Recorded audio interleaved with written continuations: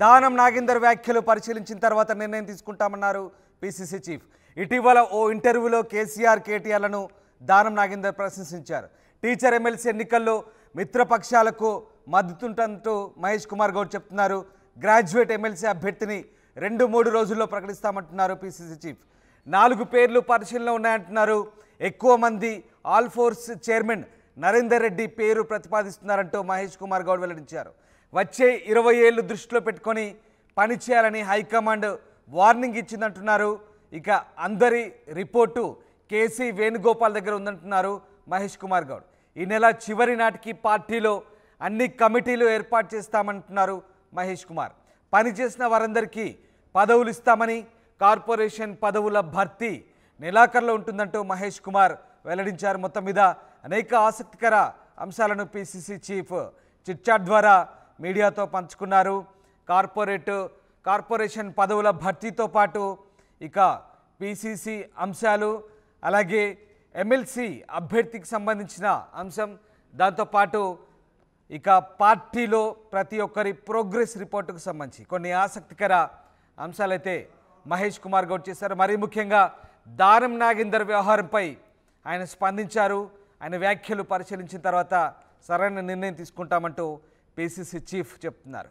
మా కరెస్పాండెంట్ శ్రీధర్ జైన్ అవుతున్నారు. Sridhar, PCC chief చిట్చాట్లో అనేక ఆసక్తికర అంశాలు అయితే వెల్లడించారు. ముఖ్యంగా దానం నాగేందర్ ఇష్యూ మీద మాట్లాడినట్టుగా తెలుస్తుంది. దానం నాగేందర్ ఇటీవల ప్రభుత్వ విధానాలను ఒక రకంగా తప్పుపడుతూ చేస్తున్న వ్యాఖ్యలు కలకలం రేపుతున్నాయి కాంగ్రెస్ పార్టీలోనే.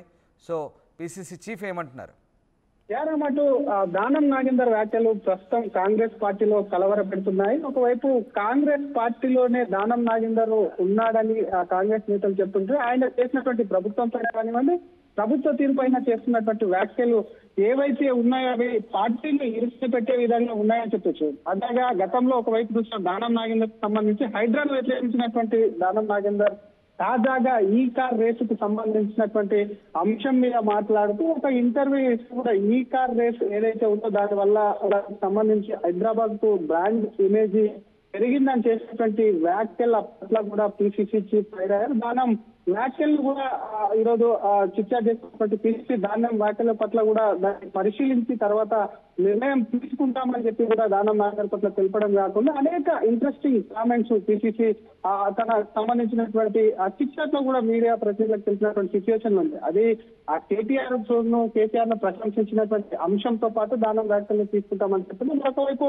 ఇప్పటికే అటు ఎమ్మెల్సీకి సంబంధించినటువంటి అభ్యర్థులకు సంబంధించి బీజేపీ ప్రకటించింది. అటు కాంగ్రెస్ ఎప్పుడు ప్రకటిస్తుందా అన్నదాని సమాధానం చెప్తూ కూడా గ్రాడ్యుయేట్ ఎమ్మెల్సీ ఏదైతే ఉందో గ్రాడ్యుయేట్ ఎమ్మెల్సీని 2-3 రోజుల్లో ప్రకటిస్తామని చెప్తుంది. ఒకటి టీచర్స్ ఎమ్మెల్సీ ఏదైతే ఉందో టీచర్స్ ఎమ్మెల్సీకి మాత్రం మిత్రపక్షాలకు మద్దతు ఇస్తామని చెప్పారు. కానీ మిత్రపక్షాలకు సంబంధించి సిపిఎం, సిపిఐ ఏదనేది కూడా కాస్త స్పష్టత రావాల్సినటువంటి అవసరం ఉంది. ఆటి గ్రాడ్యుయేట్ ఏదైతే కాంగ్రెస్ పోటీలో ఉంటుంది, కాంగ్రెస్ అభ్యర్థి ఉంటారని చెప్తే దానికి సంబంధించి ఎవరిని కూడా ఇక్కడ ఎంపిక చేస్తారు అన్నదానికి కూడా 4-5 పేర్లు కూడా వాటికి సంబంధించి కూడా పరిస్థితుల్లో ఉన్నాయి. అందులో ఒక్క పేరు అంటే ముందుకు కూడా ఒకవైపు కాంగ్రెస్ లో అటు ఆల్ ఫోర్స్ చైర్మన్ నరేందర్ రెడ్డి చేరుతారు, ఆయన కాంగ్రెస్ అభ్యర్థిగా ఉంటారు గ్రాడ్యుయేట్ అని చెప్పి పెద్ద ఎత్తున జరుగుతున్నటువంటి సిచ్యువేషన్ లో ఆ ఎక్కువ కూడా మంది ప్రతిపాదిస్తున్నారని చెప్పి కూడా పిసిసి చిట్చాట్ లో తెలిపినటువంటి సిచ్యువేషన్ ఉంది. మరొక వైపు ఇటు రాష్ట్రాన్ని కానివ్వండి, మరొక వైపు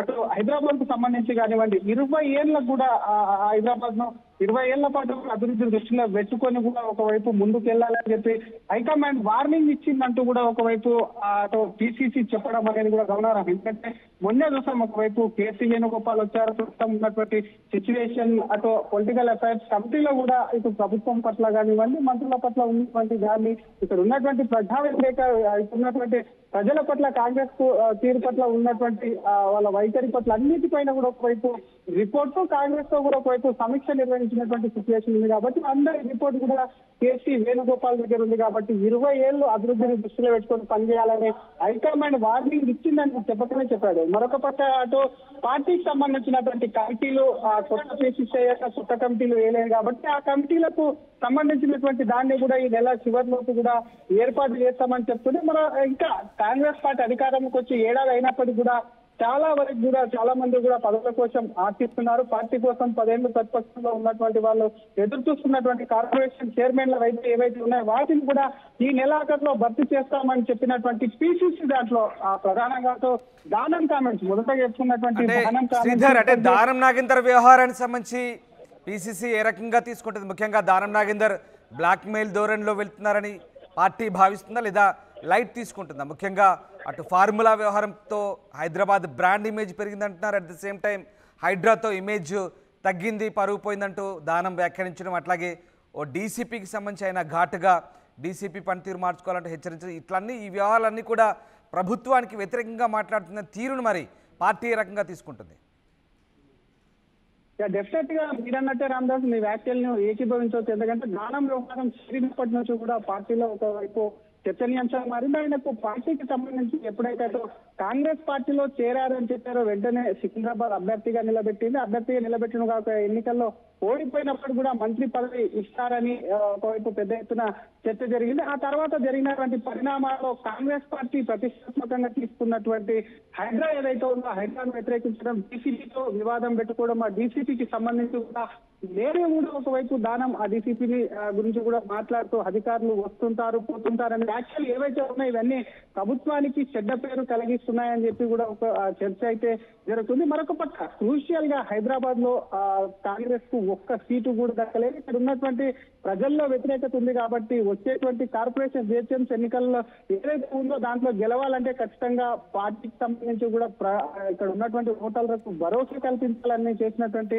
వ్యాఖ్యలు ఏవైతే డెఫినెట్ గా ఒక రకంగా కాంగ్రెస్ పార్టీలో టెక్నికల్ గా కూడా దానం చేరాలని గతంలో చూసాం. ఆయన చేరికకు సంబంధించి కూడా కోర్టులో కేసు కూడా నచ్చినటువంటి సిచ్యువేషన్ కూడా చూసాం. కానీ కాంగ్రెస్ లో చేరి తనకు ఎంపీ అయితే ఇచ్చారు. మరి మంత్రి పదవి కోసం ఎందుకంటే ఎక్స్టెన్షన్ లో మంత్రి పదవి హైదరాబాద్ సంబంధించి కూడా ఇప్పటి వరకు మంత్రివర్గంలో ఒక్కరు కూడా లేరు కాబట్టి ఖచ్చితంగా ఎక్స్టెన్షన్ అవుతుంది అని చెప్పి ఎక్స్టెన్షన్ టైం వచ్చిందని చెప్పి కూడా ఆ మంత్రివర్గ విస్తరణ కూడా జరుగుతున్న నేపథ్యంలో దానం మరి మంత్రి పదవిని ఉద్దేశించున్నారా లేకపోతే పార్టీ మరి తనకు సంబంధించినటువంటి బిజినెస్ ఏదైతే ఉందో దానికి సంబంధించినటువంటి ఆస్తులు కానివ్వండి బిజినెస్ కు సంబంధించినటువంటి అంశాలన్నింటిలో కూడా ఎక్కడైనా ఇబ్బంది కలుగుతుందా, ఈ విధంగానే పార్టీని కూడా ఒకవైపు బ్లాక్ మెయిల్ చేస్తున్నారని కూడా పార్టీ నేతల్లో చర్చ అయితే కొనసాగుతుంది. రామదాస్ ఏమైనప్పటికీ దానం చేసినటువంటి వ్యాఖ్యలను ఒకవైపు అటు బీఆర్ఎస్ నుంచి కాంగ్రెస్ లో చేరినటువంటి ఎమ్మెల్యేల తీరు కూడా ఇదే విధంగా ఉన్నప్పటికీ వాళ్ళు ఎవరు కూడా బహిర్గతంగా పెద్దగా మాట్లాడలేదు. దానం మాత్రం పెదవి విచ్చి కూడా కాంగ్రెస్ పట్ల చేసినటువంటి వ్యాఖ్యలు పార్టీకి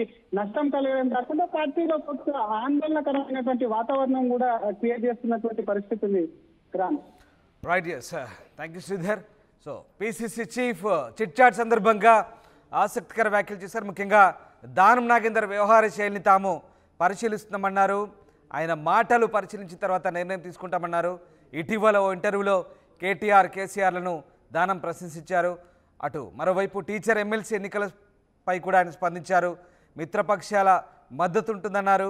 గ్రాడ్యుయేట్ ఎమ్మెల్సీ అభ్యర్థిని 2-3 రోజుల్లో ప్రకటిస్తామని, ఆల్ఫోర్స్ నరేందర్ రెడ్డి పేరు పరిశీలనలో ఉన్నట్టుగా ఆయన చెప్తున్నారు. వచ్చే 20 ఏళ్ళు దృష్టిలో పెట్టుకొని పనిచేయాలంటూ హైకమాండ్ సూచించినట్టుగా చెప్తున్నారు. అందరి రిపోర్టు పార్టీ హైకమాండ్ దగ్గర ఉందని, అలాగే ఇక పదవుల భర్తీ కూడా ఈ నెలాఖరులో కానీ లేదా వచ్చే నెలలో కానీ ఉంటుందన్నట్టుగా మహేష్ కుమార్ గౌడ్ సూచనప్రాయంగా వెల్లడించారు. ప్రభుత్వానికి ఈ విధానాలు వ్యతిరేకిస్తారు అంటున్నారు. ఉప ఎన్నికలు ఎక్కడున్నాయి అంటే వస్తే పరిస్థితి ఎక్కడ వస్తాయి, ఎప్పుడు వస్తాయి?